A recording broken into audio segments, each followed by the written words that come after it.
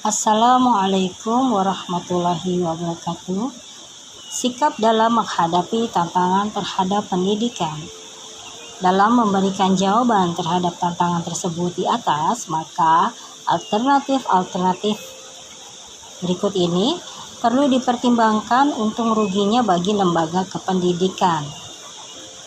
Sebagai berikut, karena pendidikan sepanjang hidup kita. 1. Sikap tak acuh terhadap tantangan perubahan sosial. Sikap ini adalah yang paling mudah dilakukan karena tidak memerlukan konsep pemecahan permasalahan yang dihadapi. Cukup hanya mengamati dan membiarkan segala apa yang terjadi.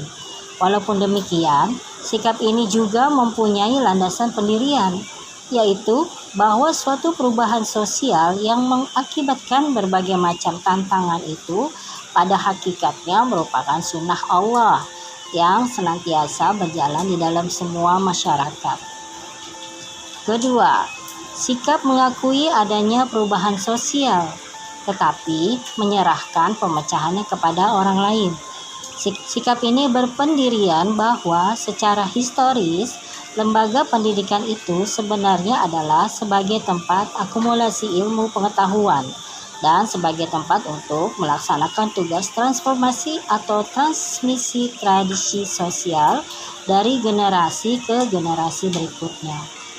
Fungsi pokoknya bersifat konservatif dalam melestarikan yang ada.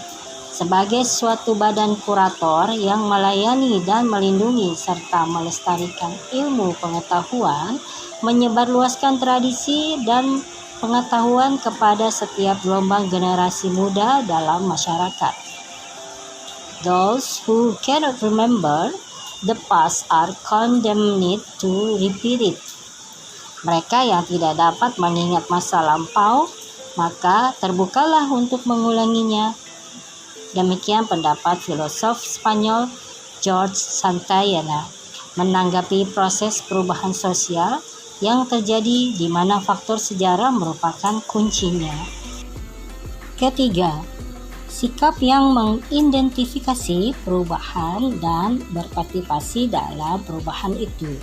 Sikap demikian lebih positif dari sikap-sikap tersebut yang tadi disebutkan, karena ia merasa bahwa fungsi lembaga kependidikan adalah committed dengan kehidupan masyarakat yang sedang berlangsung. Transisi kebudayaan atau culture in transition sebenarnya sedang berlangsung di dalam realitas kehidupan masyarakat kita. Oleh karena itu, lembaga pendidikan bertugas untuk mengenalkannya kepada anak didiknya agar mengenal realitas yang ada dan membuatnya mampu menghayati perubahan-perubahannya. Bagaimana watak dan ciri-cirinya serta mengenal metode apa yang baik untuk menanganinya. Dengan demikian, anak didik akan menyadari bahwa segala perubahan itu ada kaitannya dengan ilmu pengetahuan yang diperoleh di dalam sekolah. Karena kebenaran sesuatu ilmu itu adalah bila sesuai dengan kebenaran yang ada dalam masyarakat. Keempat, sikap yang lebih aktif yaitu melibatkan diri dalam perubahan sosial dan menjadikan dirinya sebagai pusat perubahan sosial. Sikap demikian lebih militan dan progresif daripada sikap yang ketiga, karena ia berpendirian bahwa lembaga kependidikan harus bertanggung jawab terhadap perubahan sosial tersebut. Suatu perubahan adalah suatu kenyataan yang tidak perlu dipersoalkan lagi, sedang lembaga kependidikan adalah bagian dari masyarakat. Karena itu, ia harus terlibat dalam perubahan masyarakat.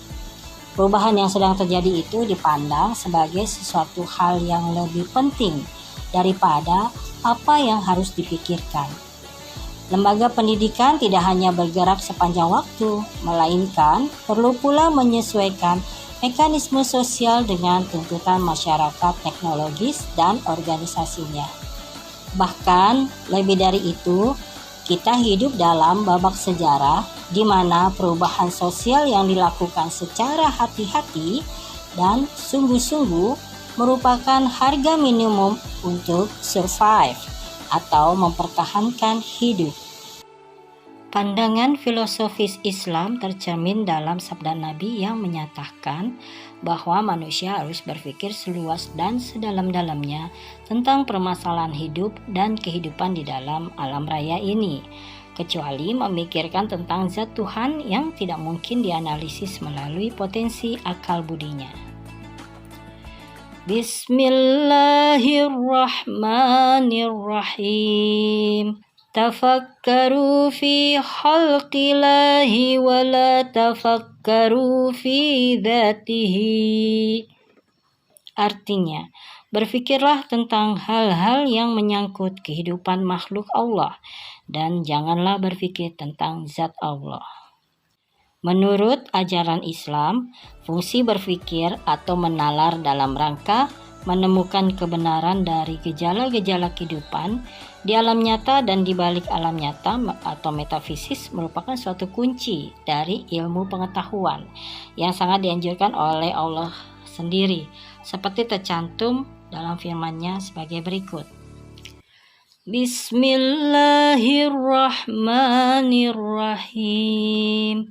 وَلَقَدْ ذَرَأْنَا لِجَهَنَّمَ كَثِيرًا مِنَ الْجِنِّ وَالْإِنسِ لَهُمْ قُلُوبٌ لَّا يَفْقَهُونَ بِهَا وَلَهُمْ أَعْيُنٌ لَّا يُبْصِرُونَ بِهَا وَلَهُمْ آذَانٌ لَّا يَسْمَعُونَ بِهَا Ulaika kal an'ami bal hum adall.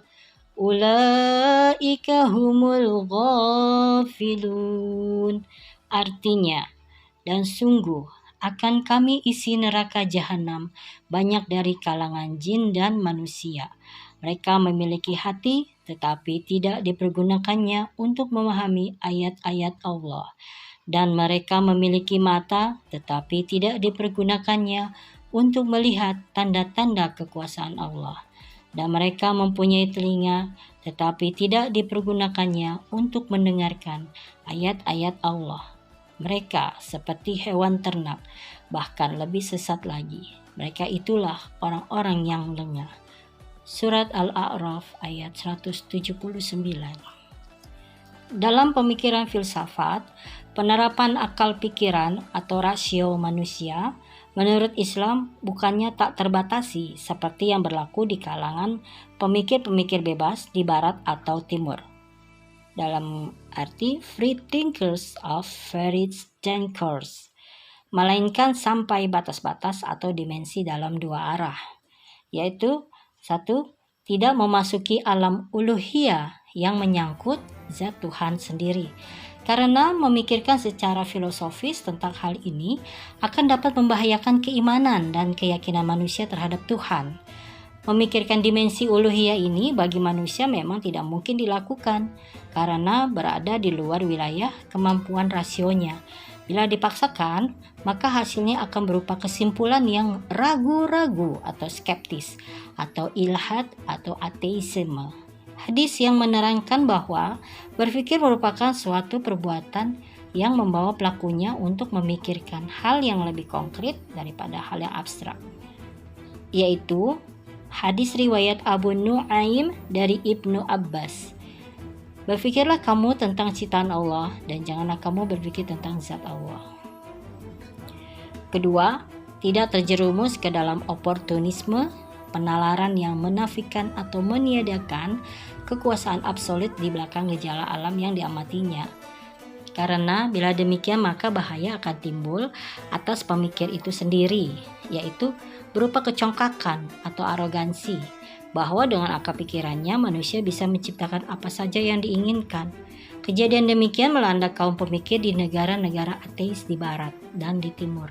Di samping itu, kesimpulan yang diperoleh dari analisis pikiran yang bersifat nihilis dalam nilai-nilai kemanusiaan dan dalam hubungannya dengan Tuhan juga menghilangkan nilai ketuhanan. Sebagai dasar pemikiran, filsafat pendidikan yang justru menempatkan nilai kemanusiaan pada tempatnya yang alami. Jangkauan berpikir dari ahli pikir tanpa batas itulah yang akan menghilangkan martabat kemanusiaan dalam pendidikan. Alhamdulillah telah selesai pembahasan materi. Saya ucapkan terima kasih kepada teman-teman semua yang telah menyimak dan telah mendengarkan sampai habis. Sampai ketemu lagi di pembahasan mata kuliah berikutnya. Jangan lupa subscribe, like, dan komen. Wassalamualaikum warahmatullahi wabarakatuh.